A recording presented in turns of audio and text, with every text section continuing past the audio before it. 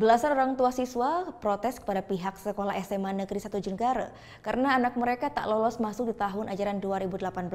Mereka mempertanyakan sistem penerimaan peserta didik baru PPDB yang menerapkan sistem zonasi. Belasan orang tua siswa mendatangi SMA Negeri 1 Negara Selasa pagi. Kedatangan mereka untuk memprotes pihak sekolah yang tidak meloloskan anak-anak mereka di SMA Negeri 1 Negara. Para orang tua siswa mempertanyakan sistem penerimaan peserta didik baru (PPDB) di tahun ini yang menerapkan sistem zonasi. Padahal sekolah negeri ini adalah yang terdekat dari desa mereka. Para orang tua siswa berharap anaknya bisa diterima di sekolah ini. Dengan beberapa warga yang murni aksi damai, ya, tidak ada anarkis dan sebagainya.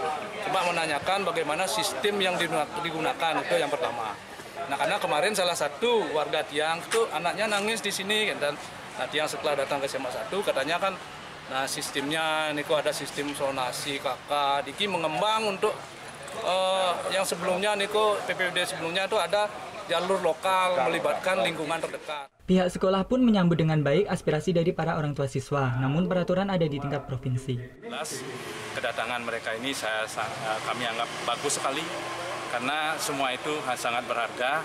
Terutama yang paling menyentuh bagi kami itu adalah terkait dengan pembentukan MOU tadi.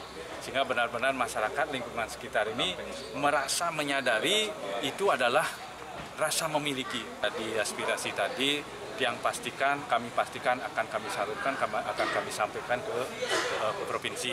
Hasil penerimaan calon siswa baru di seluruh SMA seprovinsi Bali akan diumumkan mulai hari ini. Putu Wijana melaporkan untuk NET.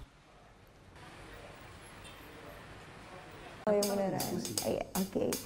Tapi gue pernah. Nah, udah kan untuk beritanya? Jangan lupa di-subscribe, di-like, dan juga di-komen ya akun YouTube dari Net Bali. Terima kasih udah subscribe. Yang belum, jangan sampai lupa. Di sebelah sini nih.